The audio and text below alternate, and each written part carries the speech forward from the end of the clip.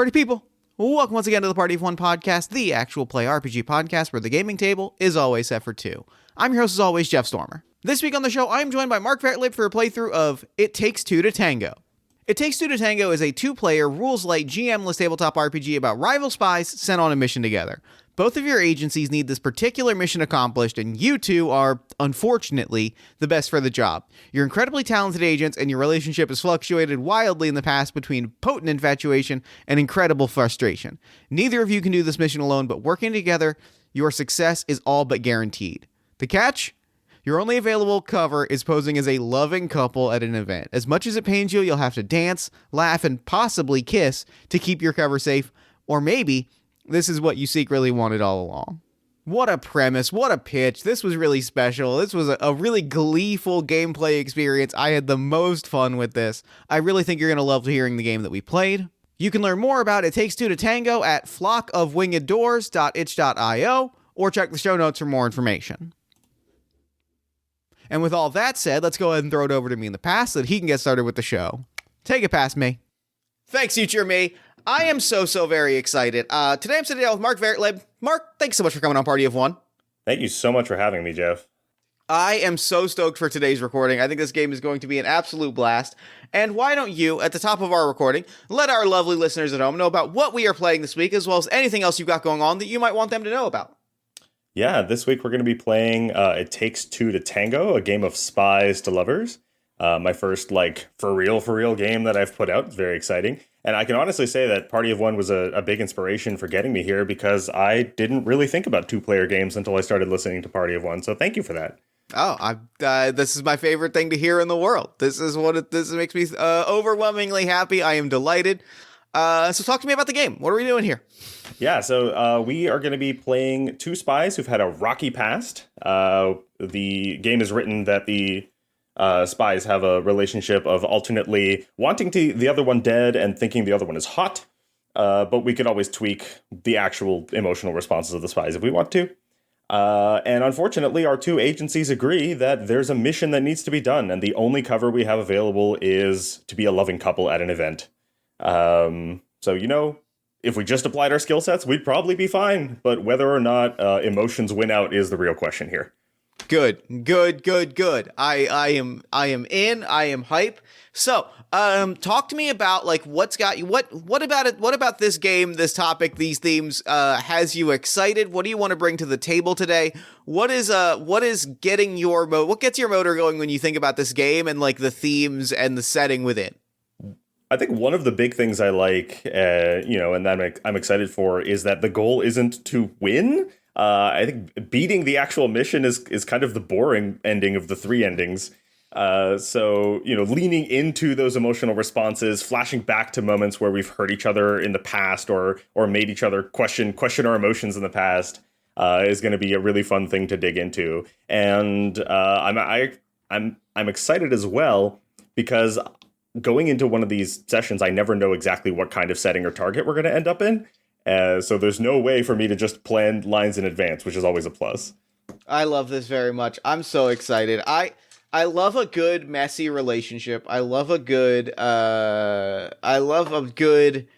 dumpster fire of an emotional relationship, and that is what this speaks to me and just has me overwhelmingly excited to play out these scenes of two people in just the epitome of a complicated, messy relationship together. That's the vibe that I think I am thrilled about.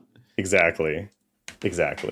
So, talk to us about, we've talked through our safety stuff, we talked through our lines and veils, so talk to us about how we are starting to build out our agents and our mission.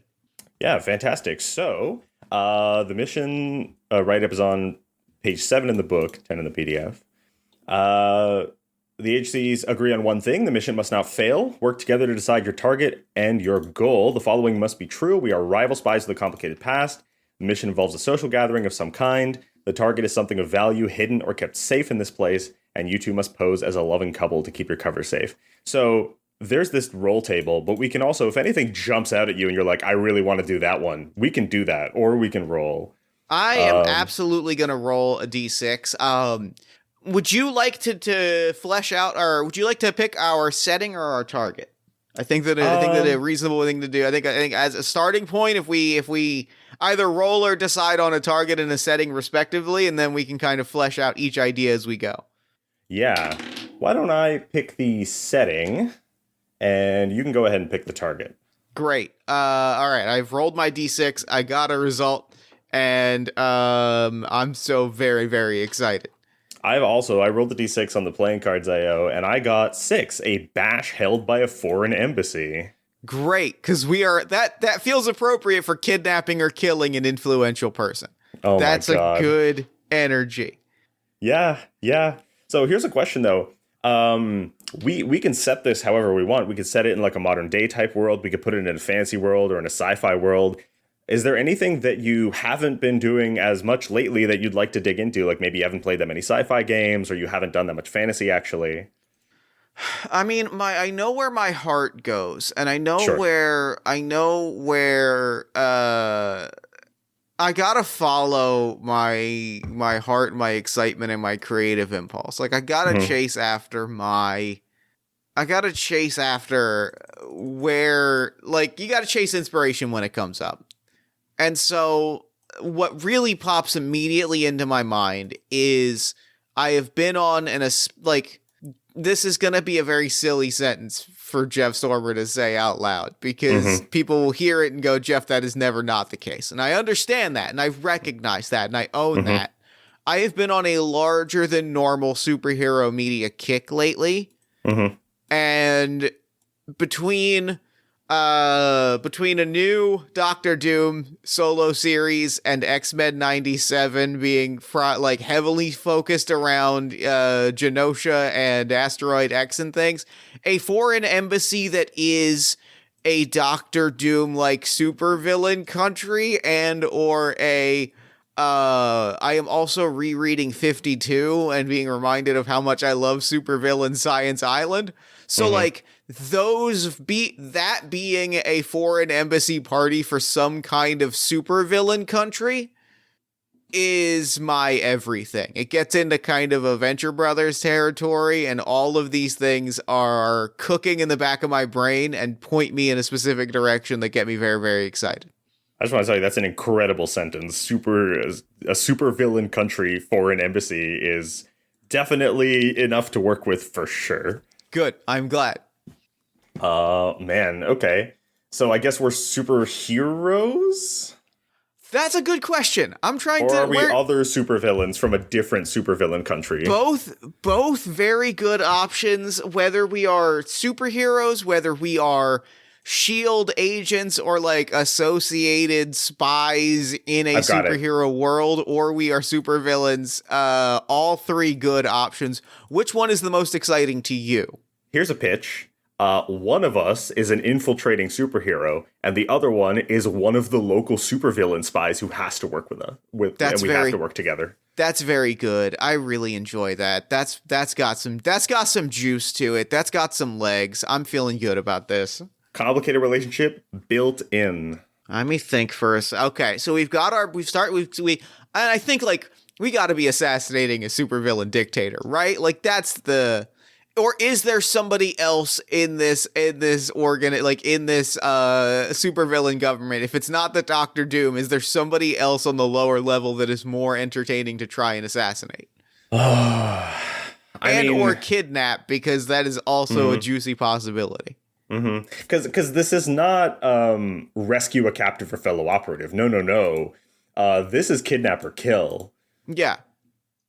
I mean, there's the obvious go big or go home answer of just kill the one at the top, right? And then that poses its own difficulties, because then we have to answer why we can't just walk in with a pistol and take them out. It means they're either well hidden or there's other powers at play. I want to throw out the idea that there is like a third in command that is the target today. I see. Yeah, behind the curtain.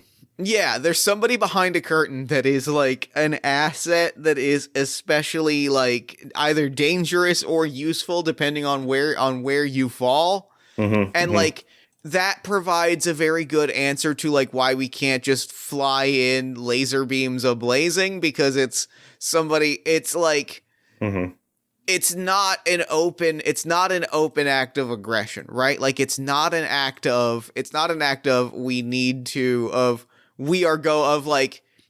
Magneto has declared war on humanity and Right. the X-Men are rolling up on Asteroid M. Like it's very much that like for whatever reason, and we can flesh out why we're going to flesh out why our agencies have this on our list. It's very much that like Toad is extraordinarily important. Oh my god.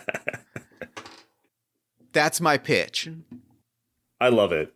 I did also want to say that this is going to be really interesting because you and I have very, very different, it sounds like, influences when it comes to superhero media. I've never been a big superhero media enjoyer that much. Like, I didn't really read comic books. I didn't really watch the shows. But my big piece of media that I enjoyed for superhero stuff was Worm by Wildbow. I don't know if you've read that. I have read Worm. Oh my god, that's the big one. That's the one I'm going to be pulling from. Feel free to pull from whatever media, whatever. Like, that's totally fine. But just know that my superhero influences are coming from there. That's fair. Well, and here's the thing. There is a tremendous there is a tremendous overlap in the Venn diagram between Worm and my actual for as much as I use big superhero stories as my reference point so far, like when my brain starts thinking about this, I am so thoroughly in the territory of the 20-year, 8-season cartoon masterpiece, The Venture Brothers, which is my actual favorite television show of all time, bar none, no questions asked. That idea of there are superheroes, there are things in this world that are larger than life, but everything still kind of sucks because of the overarching structures of the world. Like, that vibe still hits, and it still hits pretty hard. And I think that, like, that is a common thread that I think we're both going to pull on pretty relentlessly as we go through this story. Hell yeah. This superhero is not going to be a perfect knight in shining armor, it sounds like. Yeah. Okay, so we've got the beginnings of our mission. Is there anything else we want to flesh out before we create our spies? I mean, it already sounds like we know the spy agency's relationship, which is one is local to this supervillain country and one is a superhero agency. So I don't think that needs much more. I think we can move on to the spies, probably. Okay, great. All right, so we need to come up, and I made a little table here. We need a code name with pronouns for, like, you know, our actual spy identity. I guess this is our just supervillain name. And then the cover identity at this event. Briefly describe our look, describe 2 skill sets that we have mastered, and 2 adjectives that describe you. So, I mean, it really comes down to which one of us is the supervillain and which one of us is the superhero. I don't know. There's also the funny thing my brain just suggested, which is we just come up with the 2 characters and then decide after the fact which one's which. Sure. I think I'm starting to cook. I'm just going to start jotting some things down. Yeah. Quick safety note check on bugs and acid. I read Worm. I'm fine. Okay, just checking in. All right, we've got our characters. I feel this is a good pairing. I'm very, very happy with the character that I've spun up, because sometimes you get an immediate impulse and you just got to chase that to the furthest possible instinct. Yeah, I popped open. I was thinking of running a game set in the Worm universe, so I came up with a bunch of powers and I just flipped through it to get this one. Sure. Would you like to introduce your spy first, or should I? Yeah, I'll go ahead. So, my spy's code name is Crosswire, he, him. Cover identity is Dr. Gregory Rocks with an X. My look is spiky hair, goggles, and big gloves. My skill sets, I put the first one as my power, which is I can inflict synesthesia on people. Just cross their senses, hence the name. I also can do martial arts, so I imagine it's not fun to fight against me. And my adjectives are impatient and impulsive. So, my code name is Decomp, he, his pronouns. My cover identity is Baz Baxter, reporter at large. Decomp, which is short for decomposition, his look is that he looks like a guy who is full of acid worms. There's really no other way to put that. He looks like a guy whose inside is primarily acid worms. Part of me going back on this big X-Men kick is rediscovering all of the fucked up weirdo X-Men that are my actual beloved children. And I forgot how much I love the character of Leech with all of my heart. You don't know Leech? His mutant ability is that his stomach is two gigantic leeches that he can take out and just, like, digest things. Hunter x Hunter had some similar stuff going on. The vibe is immaculate. That's my guy.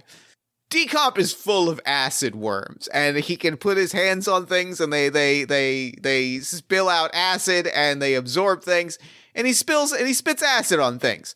Acid is his specialty. He is also relatedly very good at stealth and hiding. You kind of have to be when you are a guy full of acid worms. His adjectives are thorough and surprisingly well adjusted. The image of this particular guy being exceptionally good at compartmentalizing it is, to me, the funniest possible way for this character to go. Yeah, that's very good. The funniest thing is I don't know which one of us would be the better superhero. One of us is, but which one is a great question.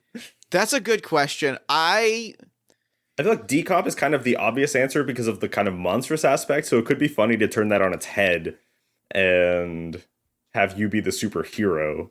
I kind of like that. I kind of like that a lot. I that's very good to me, is especially if, okay, that feels great, because then with that really, I'm going to change one of my adjectives, because that kind of pushes me towards, that indicates to me a particular character arc. I'm going to change this adjective to out of his depth. Decomp is the epitome of, in his solo title, in this world, if we were imagining a comic book universe, Decomp is somebody's 8-issue indie book.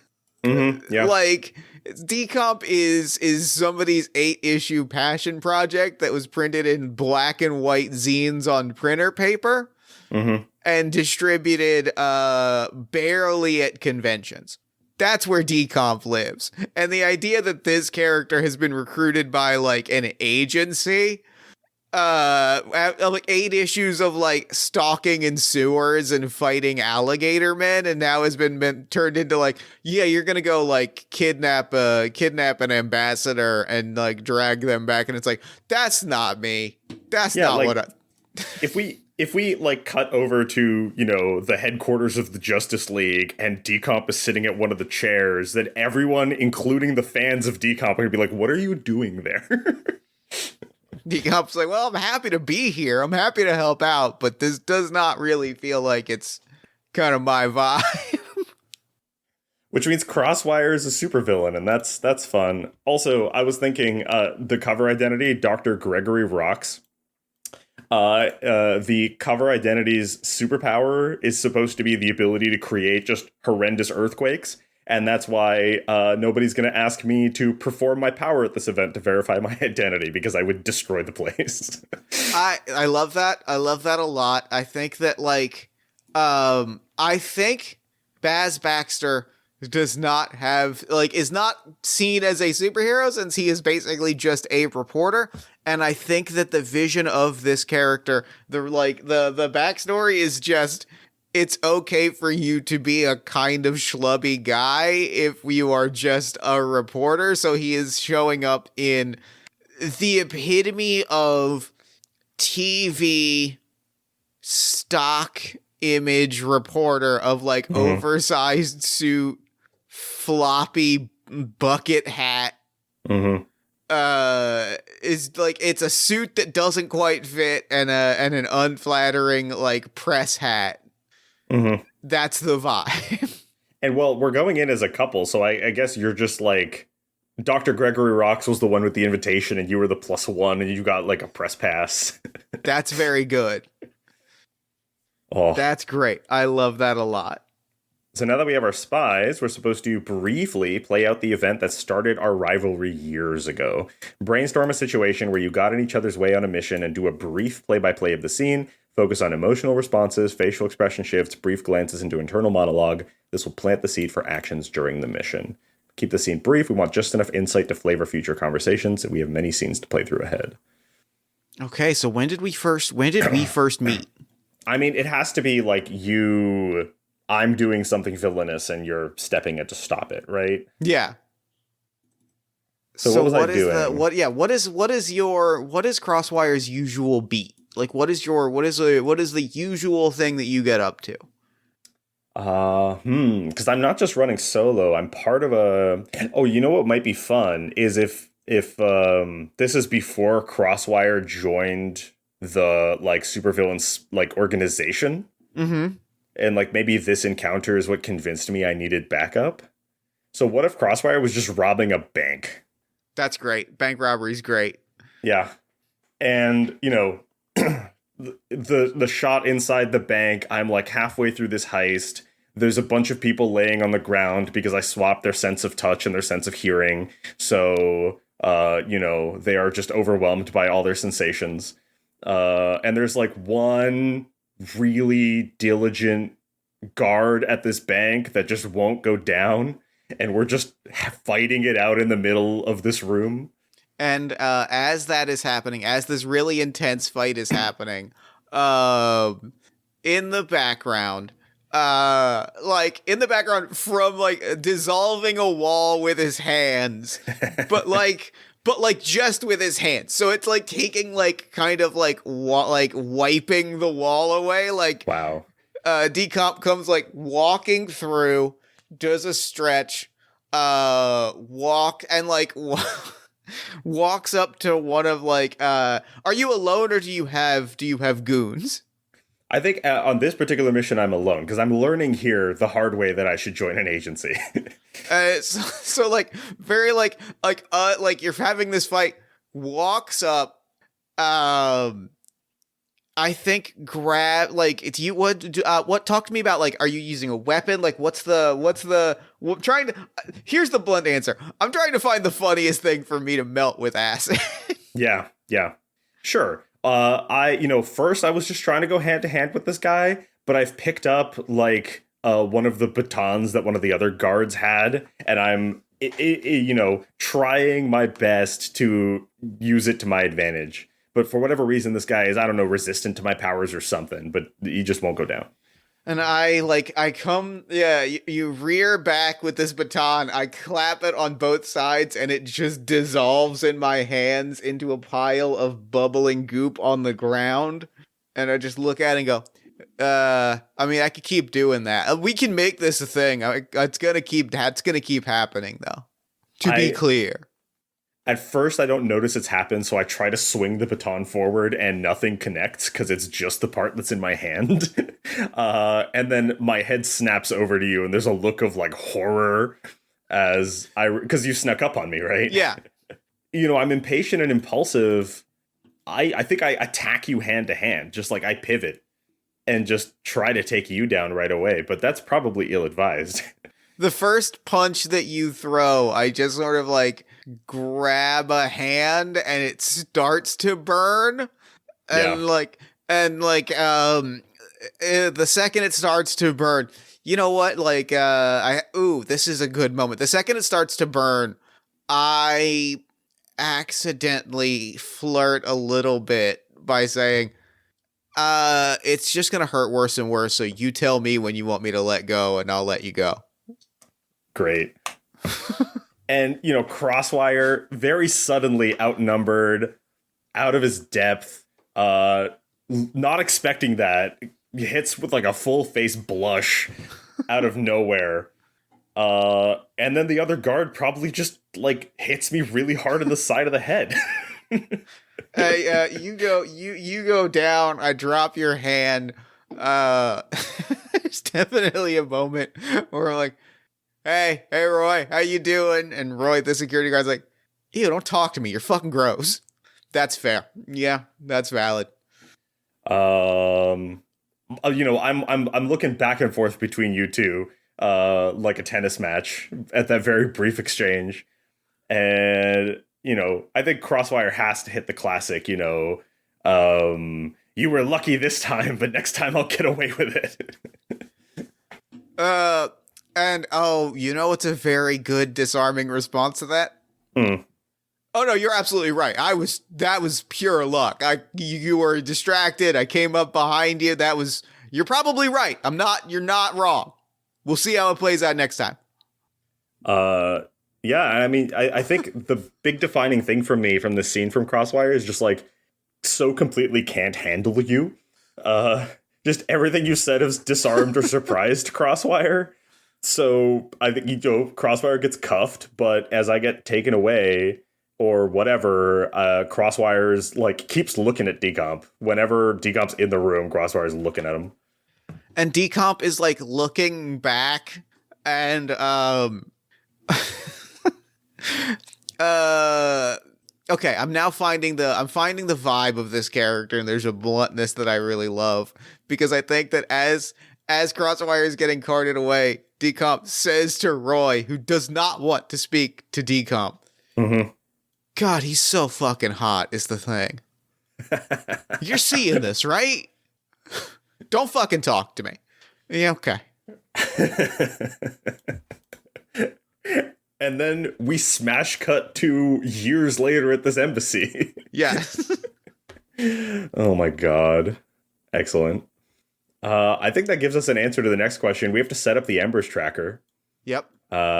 We have to... So the Embers die, in this case we're just using this tracker, represents the relationship between your two spies and is felt mutually. Will not be rolling the die at any point. It's just a convenient way to track the number from 1 to 6. So if Embers become ashes at the very bottom, then we basically want to bring the rivalry to its natural conclusion, either get the other spy fired or killed or anything other than kindness. And if the Embers tracker ever goes to 1, the game ends in a violent and catastrophic way. Sure. If the Embers tracker ever goes to 6, if ever hits a flame, love wins. And the mission fails because we're fighting our way out back to back and just, cover's blown, we're abandoning things. So we're going to start at either a 3 or a 4, depending on how our first scene went. And I'm thinking 4. 4 feels good. 4 feels good. Like, still, I'm a super villain. You're a superhero. We've clashed many times. So it's, it's not a 6, but it's definitely not a 3. That feels good. That feels really great.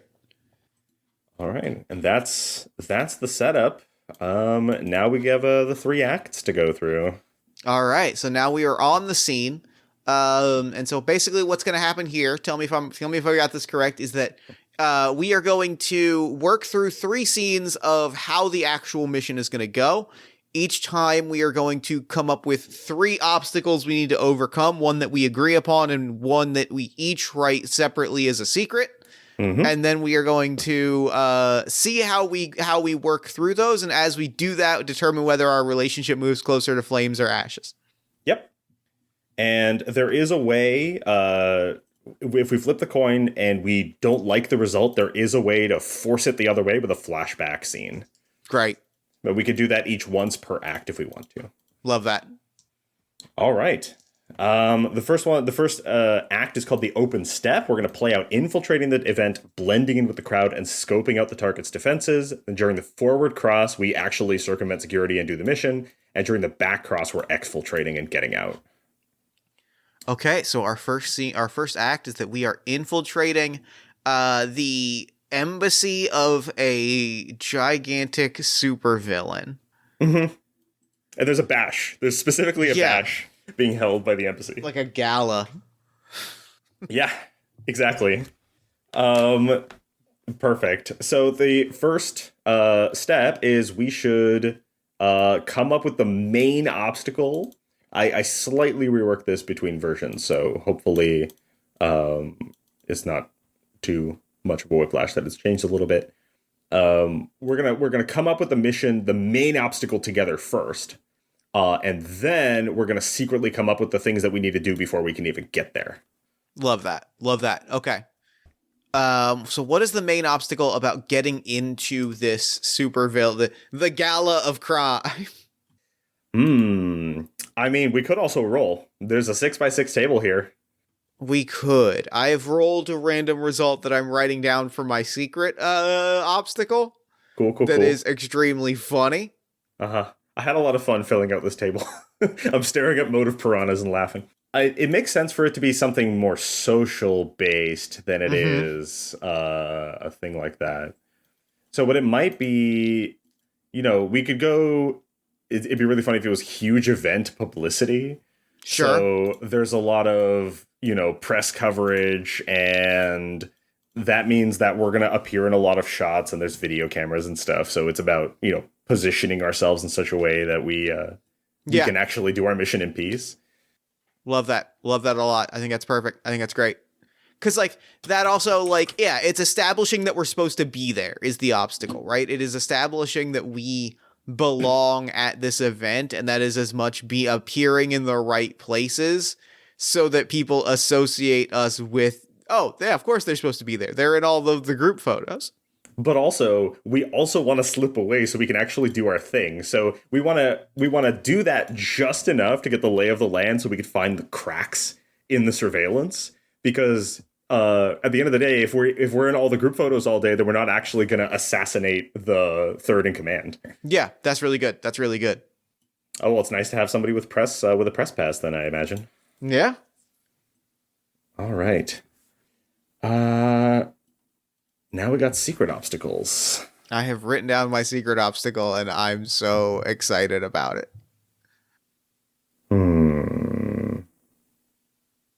I have decided on mine as well. Do you want to go? We should reveal at the same time. All right. Do you want to read yours first, or should I? Why don't you go ahead? What have you got? So I randomly rolled and I got previous covered trouble. So what I've landed on is that I am not the first person to be given the cover identity of Baz Baxter, reporter at large, and it was previously used as a as the cover name for a as a hero that has fucked with the plans of a good number of supervillains. So there is active animosity towards the idea of Baz Baxter, reporter at large, being at this event. Right, and you could play it off as oh, that's a coincidence, but still, the opening animosity is there. Yeah. I picked Detective Rival. There is someone else here that is a rival to either one of us or what we're trying to do. That's great. It could be, you know what it could be? I'm thinking that it's a solo freelance superhero that is bumbling around and in danger of blowing our mission wide open. Speak to my, talk about speaking directly to my heart. I just watched this whole vibe. I just watched the 2016 The Tick series, the live action series. What a fucking gem. And it really a big theme of that series was the Tick, who is an obnoxious cartoon character, bumbles around sensitive spy operations in the world between superheroes and supervillains, and just get my motor going, because that hits.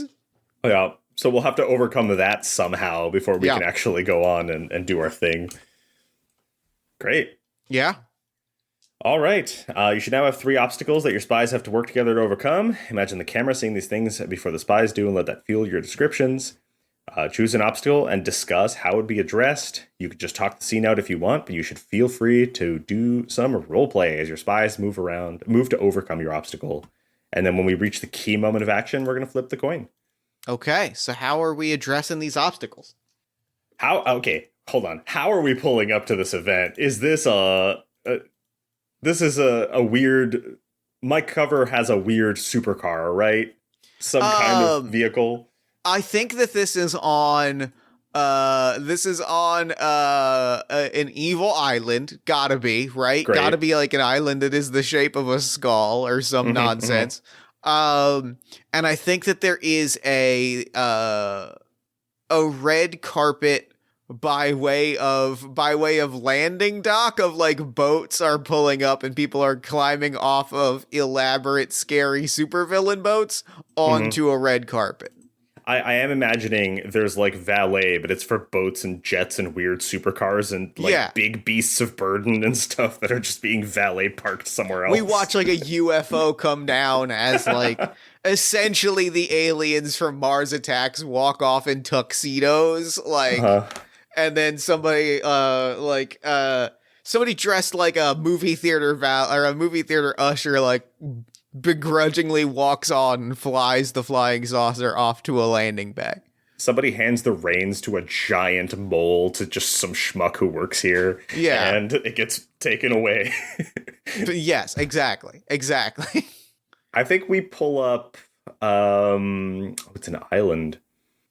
I think we just pull up in a boat, just a kind of a nondescript boat, probably because and I think this is easy to talk away because Dr. Gregory Rocks is supposed to be all about earthquakes Mm-hmm. and had to procure a boat to get here.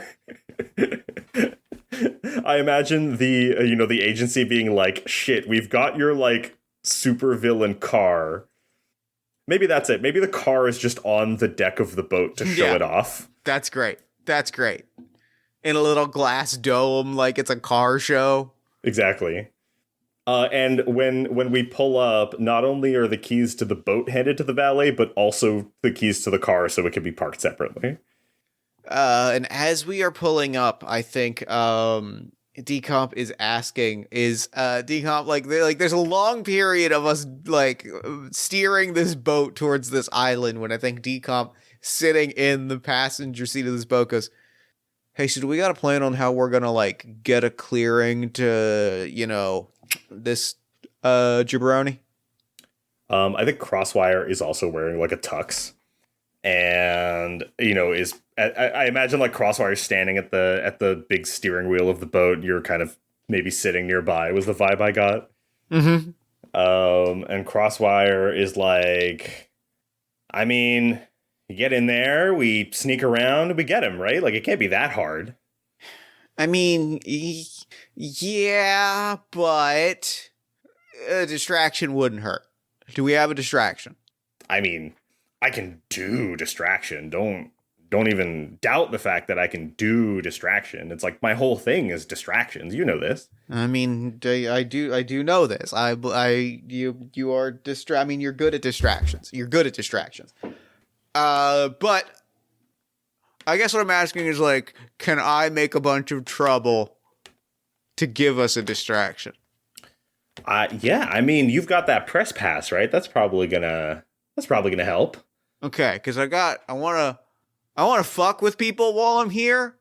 Mm-hmm. Because otherwise it feels like I'm just sort of here to melt things with acid, and like I don't want to be one note.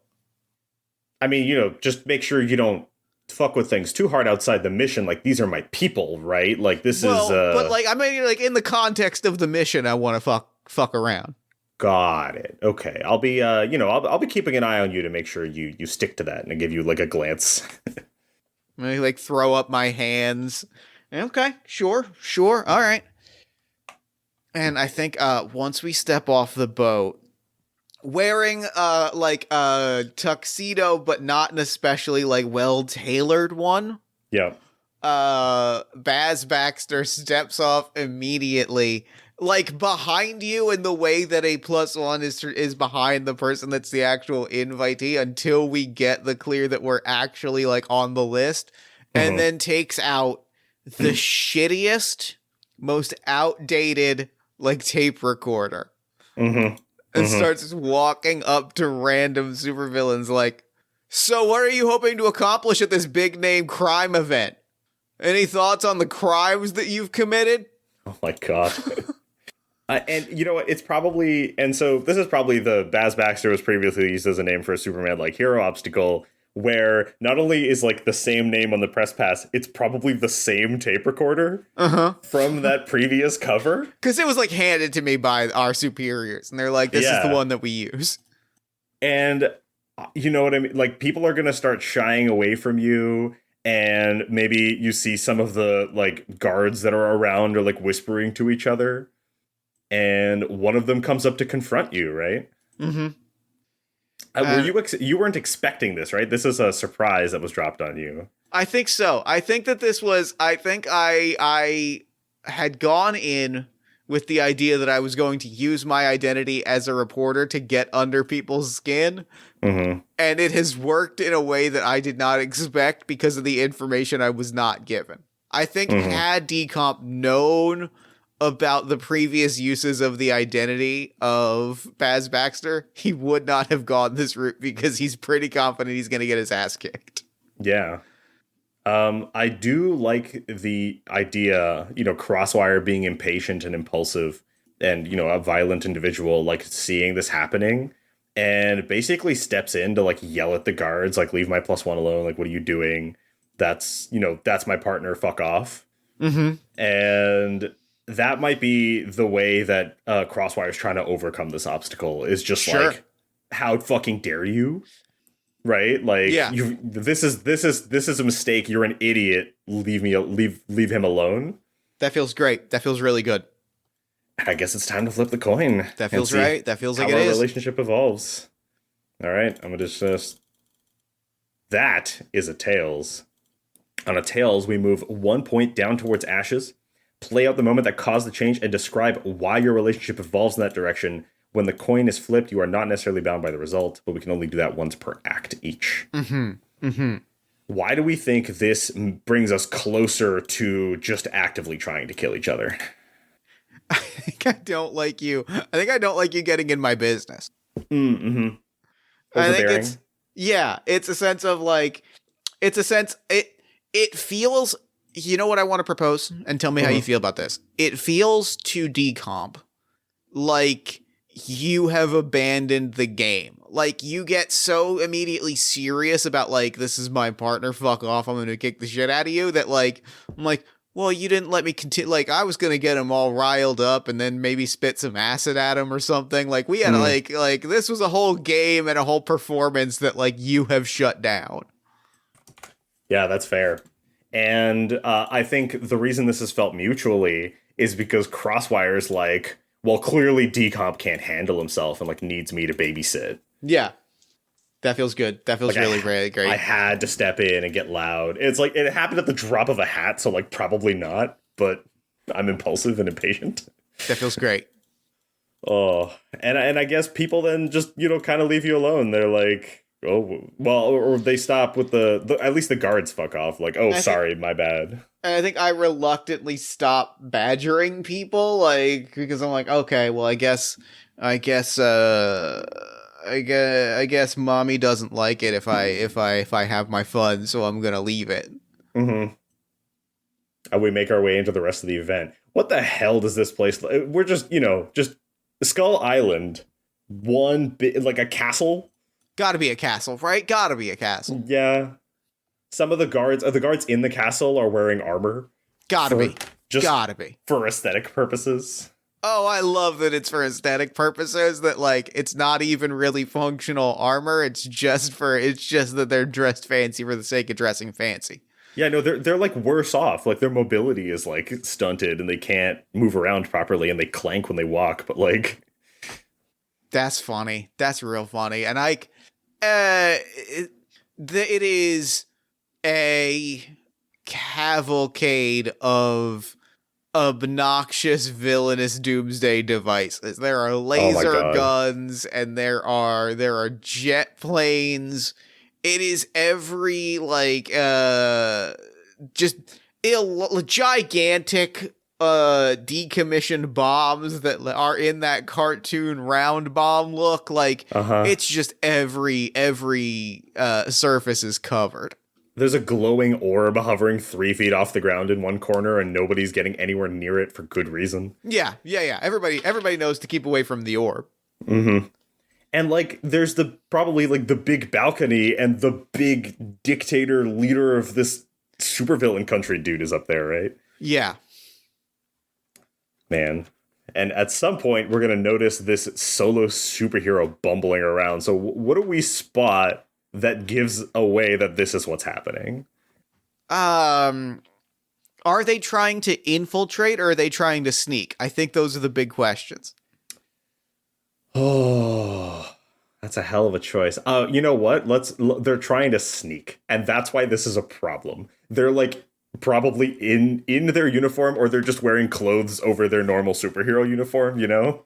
Oh, I love superhero uniform plus leather jacket. My all-time great aesthetic. 1990 is calling, and it is calling with love.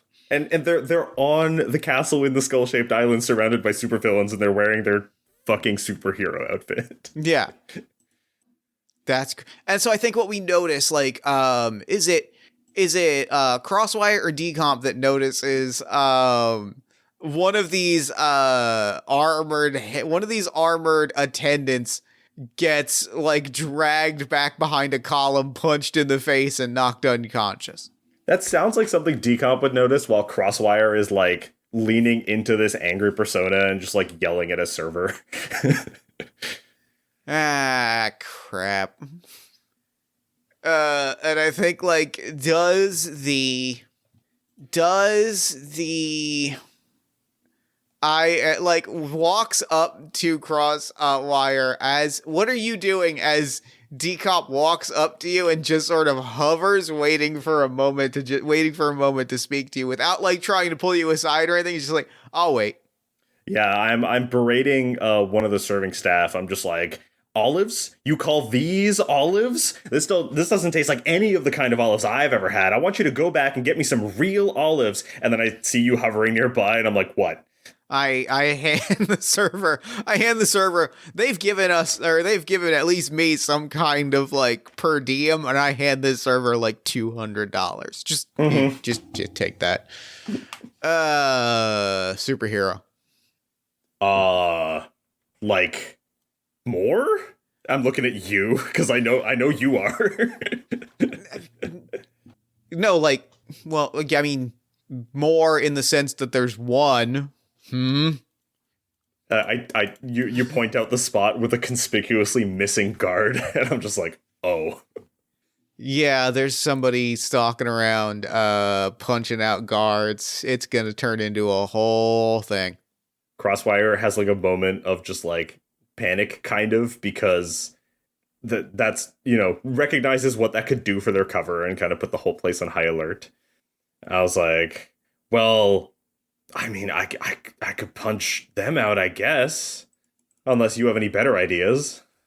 I mean, you know, I deal with superheroes all the time, so it's not a problem. You know what? That's probably not a bad approach, because then that makes it seem like you're kind of here. Like, it kind of makes it seem like you're really in this. Oh, so I don't just like stash him away. You want me to like beat him up in front of everybody? Oh, get some monologuing in. You gotta get some monologuing in. Oh, they're gonna love it if I. They're gonna love some monologuing.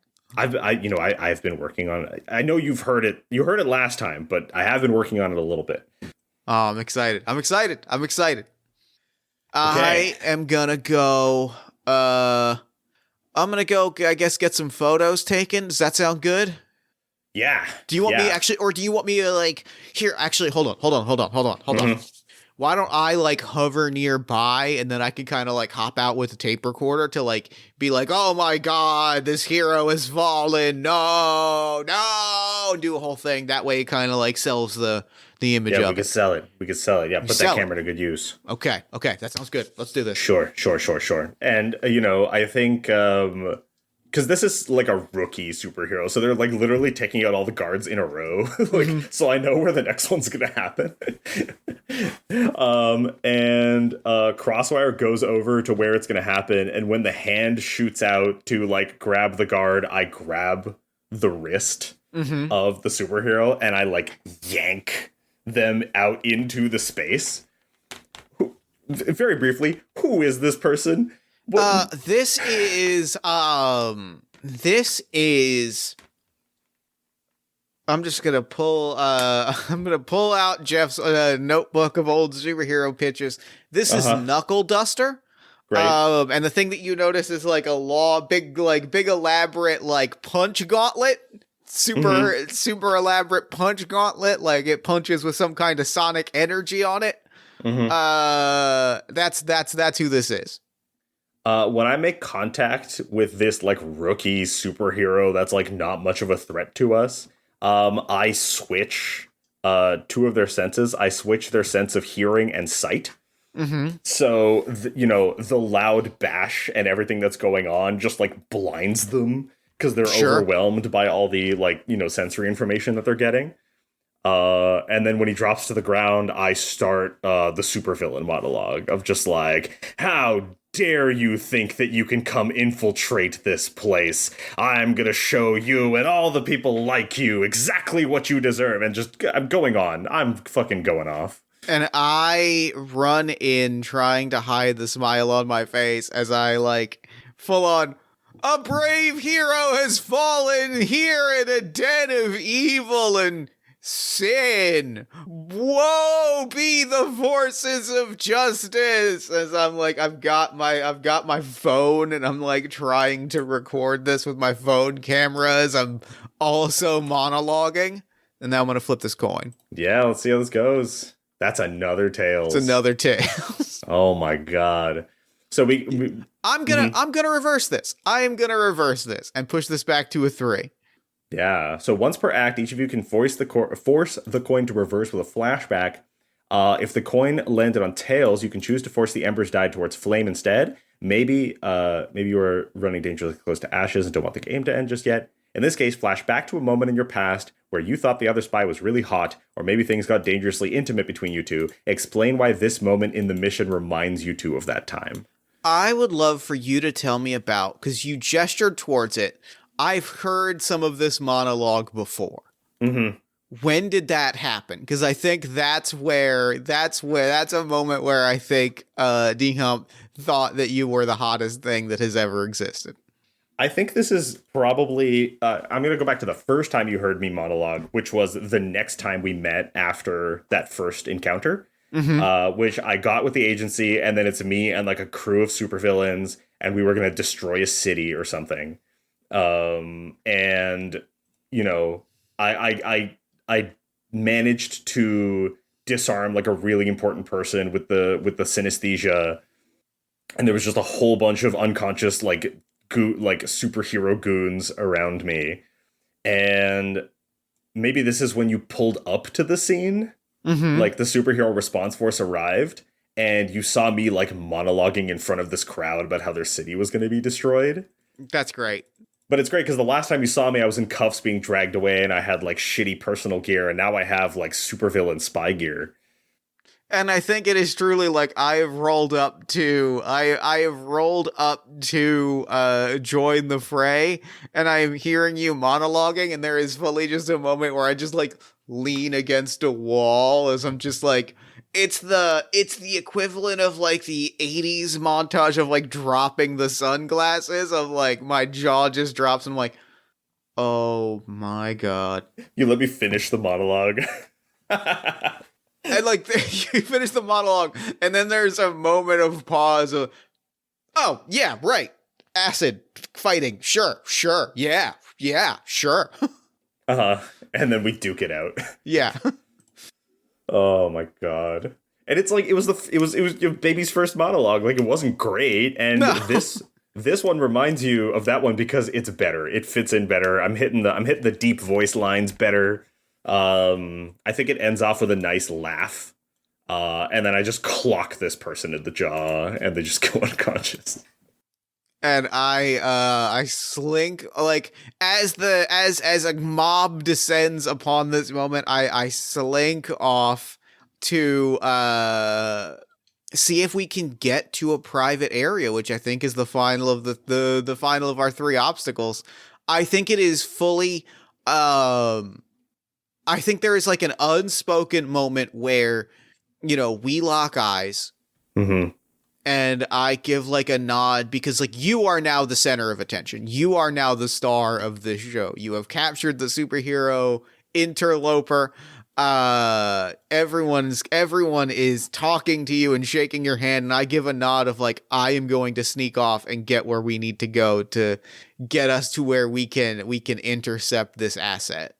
And I think the difficulty of this obstacle might be the fact that you and I are getting like invited up to that balcony with the big dictator dude up at the table up there.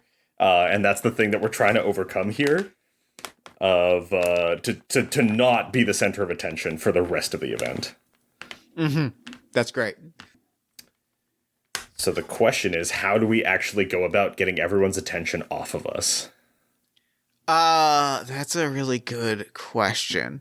It's got to be something, I think it's got to be something that I do, because you are so the focus point that it's got to be any sleight of hand that's going to happen has to happen with the person that people aren't directly looking at. I mean, do you do something to the orb? That's funny. That's really good.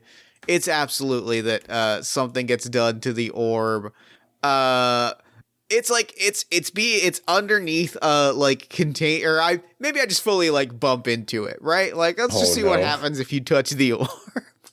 So I quote unquote big air quotes slip on the cape of this hero, fall into the orb, and throw an elbow back at the absolute last moment. Oh God. The orb was full of ghosts. Sure. And when it hits the ground and shatters, the ghosts come pouring out of the orb and just need to be recontained. They just flood the room, wailing and screaming. Love that. And I think that's going to be the coin flip to see how this shakes out. No, my God. Tails. All right, we're down to 2. Wow. Do I want to reverse that back to 3? Can I think of a way that a past flashback reminded us of this time where you released a bunch of ghosts into a crowd by messing with a supervillain contraption? I think that's the question. Can you? I think... Because the Ash's answer is easy here, is watching you sabotage a supervillain device is just like... We were here for a mission, and you're out here, like, doing side quests to hurt, like, my people, is, like, the way I would interpret that. And that might just be the answer, of just, like, yeah, I'm watching you destroy this thing, and I'm just like, you could have done anything, and you chose to, like, break something important and valuable. Like, we could have used that. We could have used that orb full of ghosts to, like, do one of our supervillain missions, like, next week, and now they have to rebuild the orb first. I think that's it. I'm leaving the ashes in. That feels good. That feels really good. Walking a razor's edge here. If I'm just like, are we even on the same mission, or am I being duped and you're actually here to like cause more harm? That feels great. Like, I can understand trying to get rid of the shadow government of my own people, but like we don't have to break all of our stuff over here. Sure. Love that. And while the fucking orb ghosts flood the room, the attention is taken off of us long enough that we can go actually do our mission. That rips. All right. Fantastic. Which means that now we come to our next round of secret obstacles, which is actually, I guess we should decide on like who we're going after. Yeah, because and then we have to figure out the main obstacle for who we're actually going after. Let me pull up my list of superhero powers and see if I can... The question is, do we want to make it like a serious one, or do we want to make it silly? Because both are interesting. Both are very interesting. I think for as much ridiculousness as we have from the setting, a very serious option feels like the best contrast. Yeah.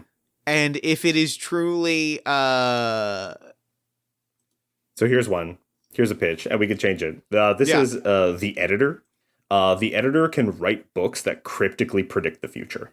That's great. That rips. That's very, very, and like that feels great for specifically something that both a superhero agency and a supervillain agency would want.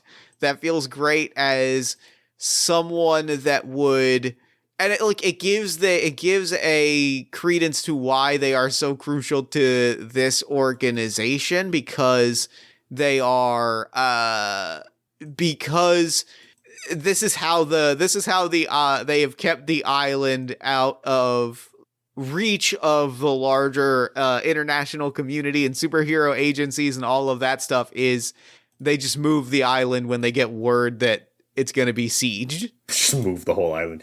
And I think probably why this mission might be a success is there's so much chaos with this embassy bash that, you know, we know the power is imperfect. So like, will the editor be able to write and then parse in the thing that they've written the fact that there's going to be spies at this embassy is a great question. Yeah.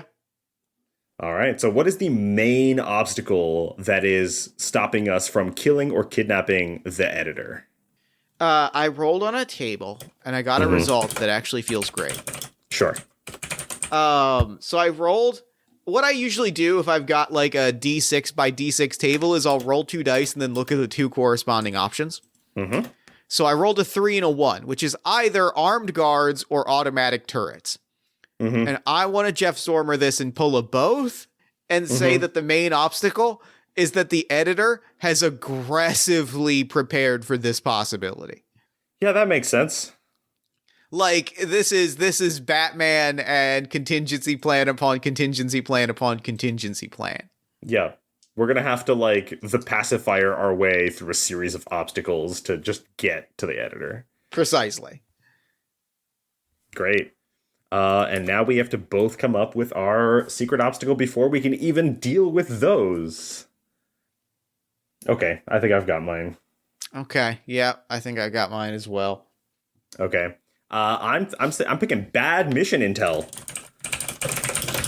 We don't actually, and I think part of it is because the editor can like shift things and move things, but like the location of the place where the editor's library location is out, like the information we have is outdated. Maybe we even get to the first spot already and it's like not there. That feels great. So I rolled Hero's Personal Fear. And this feels like the perfect opportunity to really lean into that note, or lean into that adjective of out of his depth. This is the realization, I think, that like Ghost Orb, that's fine. I'm used to ghosts and other like low effort nonsense. This is a level of like serious that does not fit Decomp's life, and this is sort of realizing that he's out of his element and that he can't and potentially will fail and get people hurt, and like is rapidly spiraling on a personal level, and that's going to be the obstacle that has to be overcome. So I'm gonna throw you into a short scene real quick, which is we get to where the library was supposed to be, and it's just an empty, barren room. And after the like noise of the embassy and like having your mission in mind, we find ourselves in an empty, quiet room, and you suddenly realize that you are in a castle on a skull-shaped island surrounded by supervillains and in the room with someone who just knocked a hero out. Oh, fuck. Oh, fuck. Hey, Fire Rocks, whatever the fuck your name is. Yeah. I'm freaking out, bud. I was like looking around the room, and then my goggles turned to face you instead, and I see that you're like super nervous, and I'm like, what's wrong? Is there like did you notice like a trap? Like, are we in danger? Well, I mean, this is a big empty room, which is almost certainly some kind of a trap, but like what the fuck are we doing here? Like, what the fuck are we doing here? I mean, we're trying I spit acid out of my fingers. What am I fucking doing here? You know, we do our best with what we got, right? Like, I'm like, okay, hang, sit down, and I like sit you down on the floor. like sit in front of you, and I sink about half an inch because I've been I'm starting to sweat, and so like I sink, like the floor softens around me, and I sink about half an inch. Decomp, are you having second thoughts now? Maybe. I don't. Decomp.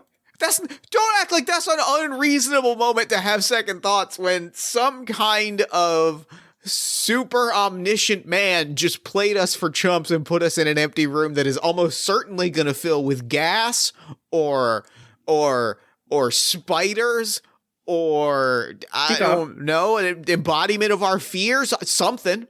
Decomp, I've played you for a chump, and how many times have you arrested me? Huh? Yeah, I know, but like, I don't like it when, you know what? Never mind. It's fine. I didn't say anything. Look. You know, we've got different career paths, and I think you're wasting your time a little bit on that side of the fence, but that's a different conversation. You're a badass, man, and you know, like it. I feel like we have if I didn't feel like we didn't have a solid shot at doing this, then I wouldn't be here either. I've grown a lot from my bank robbing days. You know this. I'm gonna flip this coin. Let's go. That's what I'd hoped. Would happen. Yeah. I'd hoped that we would get a heads because that did feel great. I think there is just a quiet moment of like, okay, no, you're right. You have grown. You've grown a lot. I've grown a lot, and Decomp stands up, dusts himself off, and like burns some streaks in his tuxedo as he does it. Mm-hmm. Okay, yeah. This is fine. We're already past the tough part. Now it's just, I mean, this guy can write a book. What's the big deal? Yeah, we're hunting down a nerd. You're right. We're hunting down a nerd. This is, and like, I spit acid. That's pretty cool. Yeah, you spit acid. You see that wall? It's not a wall to you. We don't have to follow the same. We don't have, you know, if the hallways are booby trapped. You're so right. And like, well, and hold on. Actually, now that you mentioned that, and I think like gas clouds start to form in the room as Decomp's in this moment. We don't have to like try and find a way out of this room. I could just punch us through this wall. Yeah, let's figure out where this thing might be, and we'll go get that nerd. Walk right up, put my hands on the wall. We walk right through it. The elaborate gas trap that was absolutely here was a complete non-factor as we walk into the next room. Mm-hmm. So now we got to deal with the fact that we don't actually know where the library is. Yeah, we just walk into a different empty room. And it's like, oh, fuck. You know what it might be is people can walk around in like in the hallways of the castle and stuff, but you can go through the wall. We can go between the walls and like get in the ceilings and the floors and stuff.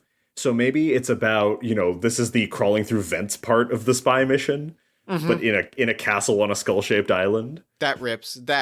I think that's exactly it. And it's us just like peering into rooms through acid holes and like sneaking around spaces. And I think that is exactly, I want to flip a coin to see how this shakes out. Yeah, let's do that because we are in confined spaces together for prolonged periods of time. So let's see how this goes. Oh boy. It's up to 4. We're back up to 4. Back up to 4. I think this is mostly like a sense of camaraderie and being on the same track. Like I'm not yelling at you. You're not knocking orbs over. And also, like, we are both in our respective element, right? Like, you are seeing Decomp at his best of just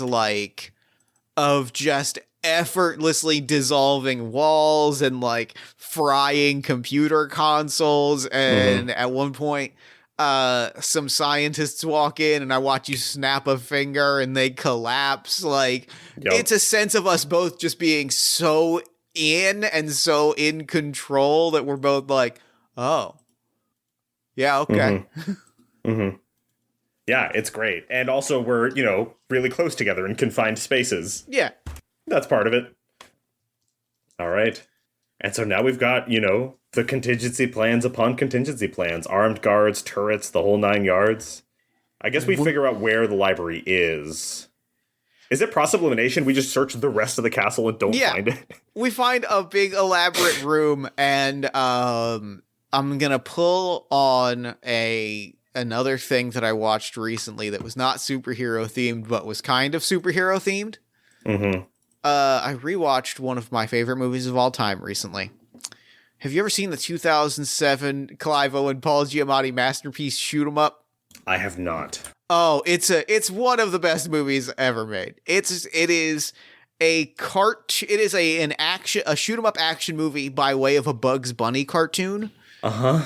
And there's an entire sequence in a gun factory where Great. Clive Owen sets up a bunch of traps and like puts guns on strings and uses it to kill, I want to say maybe like 50 guys. Like, oh my God. It's very funny, first and foremost, and like that is, I think, what is waiting for us in this room is like turrets have been set up in ways that are just like sliding past us, firing bullets. Like it is peak. Even for all of that we have poked around, the editor was like, set up every gun turret and trap here because they're going to make their way here and we want to kill them in this moment. Right. And I think, and there's like gas and floor traps and lasers and all kinds of shit. I think part of my contribution to this is I begrudgingly show you the control I have over my powers by like slightly tuning up some of our senses and slightly tuning down others. Like sense of smell, basically gone. So that the gas doesn't bother us as much. Sense of hearing and sight, a little heightened so that we can like be on our toes. Love that so much. But there's this moment right before we go through, I'm just like, I can't believe. Okay, I can't just say you didn't see this, can I? Yeah. No, that's in character. Oh. I can't just say you didn't. You're not going to see this next part, right? That's not how this works. Oh my God, there's a gun coming towards us, and I spin around, There's clearly not a gun coming towards us, but I spin around, and there's a full beat of me pointing in a direction and going, Well? I make some more elaborate hand gestures than a snap, and you feel your senses, like, changing in this way, and I'm just like, forget the fact that I can do this, or I'll knock you out, or whatever. I was so distracted. Oh my God, I was so distracted by this gun that I didn't see whatever just happened. Come on, take me seriously. And I'm going to flip this coin. Yep. All right. Tails. Do I? Yeah, it's the second act, so we can both flip it back. I'm flipping this back at this moment. Even more than necessarily a flashback. Actually, because I think this flashes back to a bunch of different times when you showed how your powers worked in ways that I was not expecting, and kind of I had the same reaction seeing it that I had when I first fought you in that bank, which is just like afterwards going, God, he's so fucking hot. How does he keep doing this? I don't understand this. I don't get it. Yeah, great.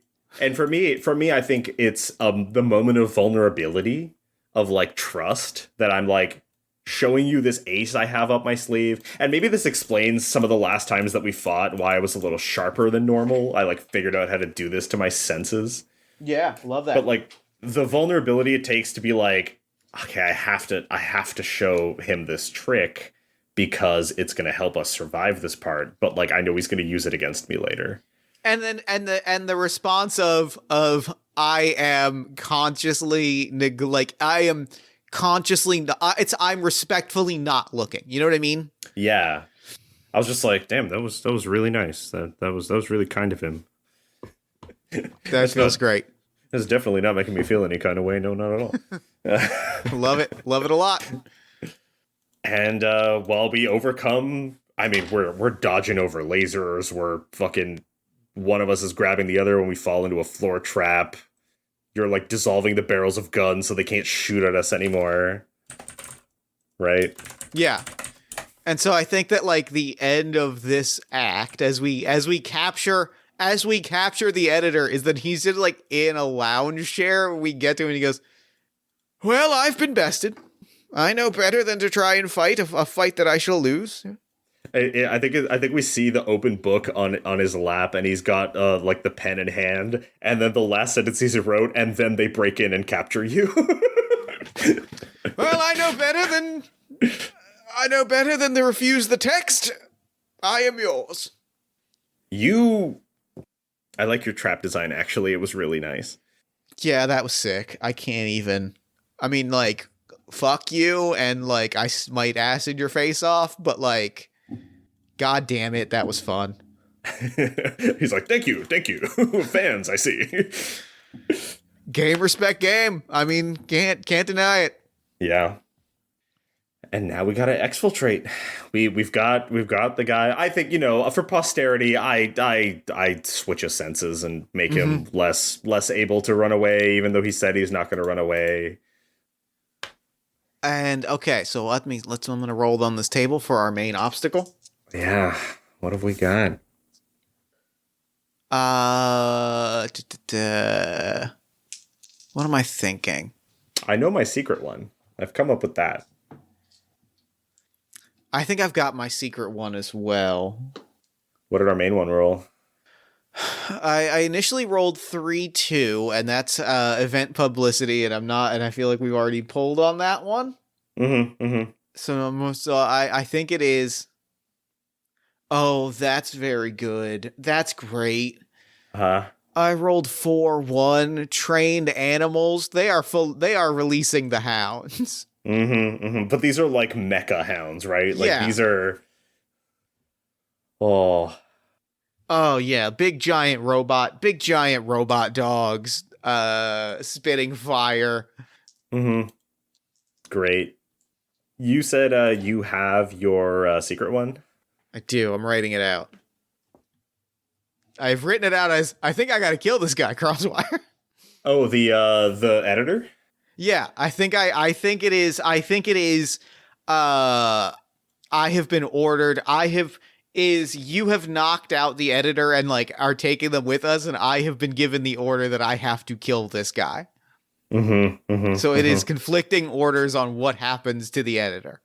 It's really funny because, I had the temptation seeing this to change my secret obstacle, but I'm just going to put it up there, and if we want to change it, we can. I was going to say conflict of interests. Remember that superhero we knocked out? Yep. You're like, I can't just leave him here. Oh, fuck. That's really good. Yeah, I really like that. That's great. 1/3 of our obstacles has been you complicating things for us because of being a superhero, which is very good. That's very good. That's a good last act of like, I think this guy's gotta die. Also, there's a superhero. I can't just leave that kid here. Yeah, so I knock out the editor. I take a look at all the books and stuff that are around. I, stuff a few of them in like a pack. There is one that is like clearly marked as secret identities and how to kill them, and I just like put a hand on it. I'm like, you understand, right? Like I can't. Like this one's gotta go. I look at you, I'm like, hold on, buddy. This is one of mine. I didn't kill that dude back there. I knocked him out. He's probably going to be tortured to death or something, but I didn't do it. Tortured to death. Oh God, no, you can't say that to me. Okay. He snuck onto a skull-shaped island into a castle. But now I gotta, and then like, I think almost, what's the word? Almost petulantly, I ball up my fist and punch this book of superhero secret identities and just dissolve it in an instant. Now I gotta save this kid. Damn it. I point to the book. I'm like, that first the orb and now the book. Well, look, you gotta give me a break. Yeah, I gotta do something.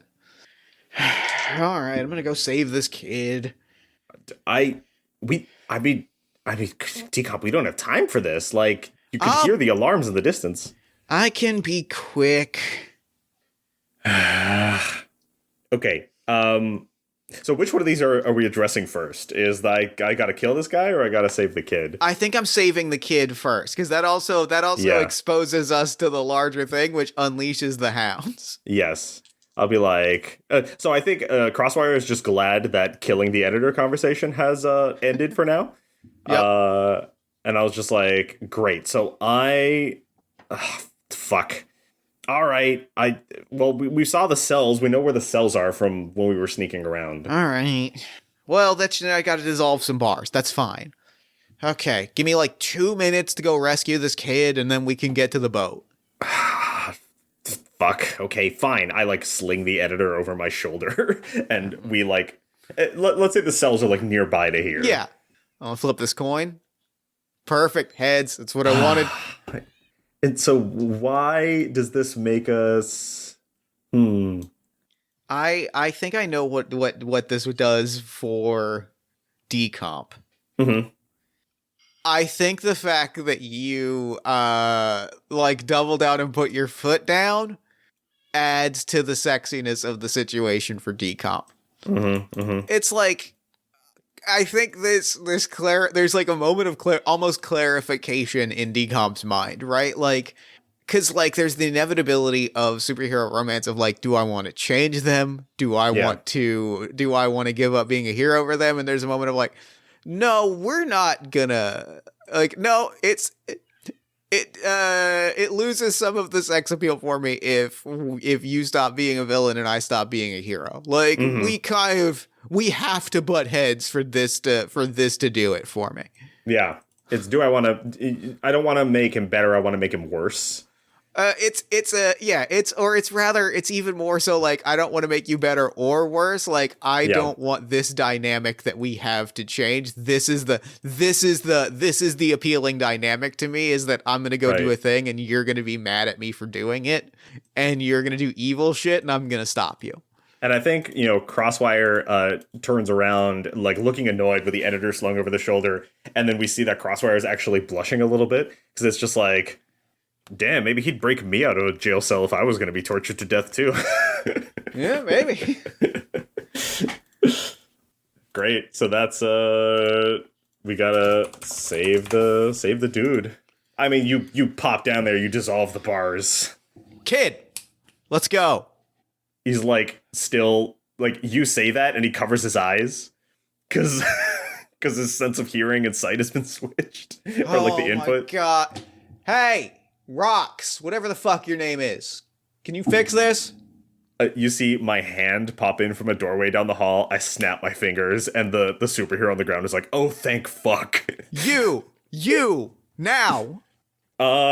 Yes, sir. Now. I'm like doing the hand wave of like, go now. He gets up.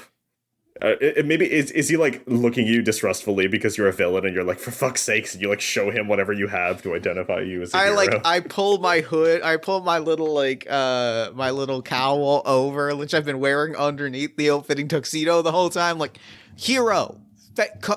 Now, oh my god, He's now, like, or I'm gonna acid your face off. I don't know how else to phrase this. Oh my god, Decomp, I'm such a huge fan. It's like walking with you. Now, like... acid face. I can't emphasize this enough.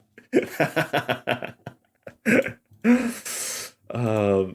we've got this fucking newbie superhero tagging along with us now. The alarms go off and we are swarmed by giant robot dogs. I mean, we haven't dealt with the fact that you feel the need to kill the editor. I feel like yeah, that's true. I think like the alarms have gone off as we are making our way through. There is like, we are having an Aaron Sorkin running conversation of, so are we going to talk about what happens to this guy next, or? I'm sticking to the mission brief, and like the fucking superheroes tagging along with us like starstruck. I'm like, I'm sticking to the mission brief. I'm not out here smashing random shit or killing random people. Yeah, but I mean, like, I really don't like this guy being around is the thing. I'm just saying, like, if an accident happened and this guy died, then suddenly now there's, you're in just as much danger as I am if suddenly the ability to find secret identities is floating around left, right, and center. You feel me? And I'm like, I look at you and I'm like, so you want to see this starstruck hero watch you kill a nerd in cold blood? Is that it, Decom? I stop and I roll my eyes. Well, okay, you didn't have to play that. Okay, give me a second to think through what I want to do. And I'm going to flip this coin to see what I do. That's a heads. That's a heads, and that takes us to 6. I want to ask you a question. Yeah. What is the action that Decomp does that cements the two of us falling in love at this moment? Do I kill this guy? I think I want to lean into the, like, I want you to stay the way you are so this dynamic doesn't change. Sure. And I like, what it is when I said that, I'm like, do you want to watch this? Do you want this newbie to watch you kill a nerd in cold blood? And I see the, like, struggle on your face of, like, wanting to do the right thing versus not wanting to not become more like a monster. And I see, the side of justice win. I'm just like, no, this is the brief. Okay. Right? Yeah. And so I fully, let's kick this to 11 and have a real over the top, because I am stripping off this tuxedo happening in slow motion to reveal the superhero suit, and I'm like, all right, let's get us the fuck out of here. I'm done with this. And like, Crossfire was like poking at you on purpose. Like, that was a stance. That was a conflict starter, and you stayed strong to your morals. And Crossfire's like stunned for a moment, and then just like whispers like, "Never change, Decomp." Balling up a ball of acid in my hands, I whip it at a door. 4 giant robot dogs burst through. I'm like, "Yep." Admit it, we were kind of looking forward to this part, right? Yeah, I mean, you can't be a super without enjoying this part. You got your hands are up and running? And Nagaduster's like, yeah, I've been waiting to punch something all day. And we kick the shit out of a bunch of mecha dogs, right? And that's and I think that is we kick the shit out of a bunch of mecha dogs, and we like fight our way off of this island. Do we lose sight of the editor? Is that why this is technically not we completed the mission ending? You know what I think happens? Yeah. I think that we're on our way to the boat. You're melting a bunch of mecha dogs. There's a moment where, like, I'm not being burdened with anything. And then I, like, see you in your, like, pristine fighting form. And I glance at the editor. And I just toss him off the rocky cliff. That's great. And, Crossfire's not going to admit that he did that. He's going to be like, oh, no, he slipped. Oh, my God. But in this moment, I'm just like, I got to do it for Decomp. Can I throw one closing beat?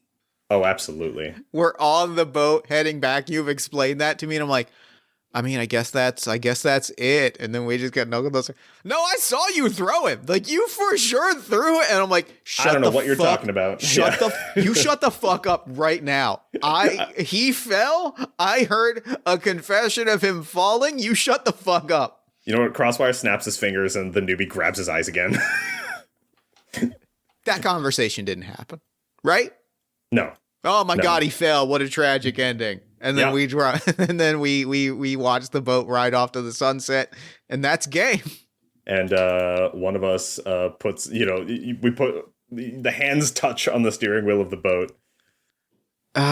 There is one little thing at the very end here, which is if embers become ashes or flames, the mission fails in a catastrophic and spectacular fashion. Have fun describing the scene together. If you go your separate ways, describe what happens next time you cross paths. If you stay together, describe what your lives look like now. If one or both of you die, you should make it suitably dramatic and sad. I think we went our separate ways, right? Yeah, I think so. I think that we've continued to meet up. We've continued to meet up and butt heads as hero and villain, just with added romance and maybe afterwards the occasional hookup. But like, we are continuing the journey of hero and villain. I work on my monologues. You work on your self-confidence. Yep.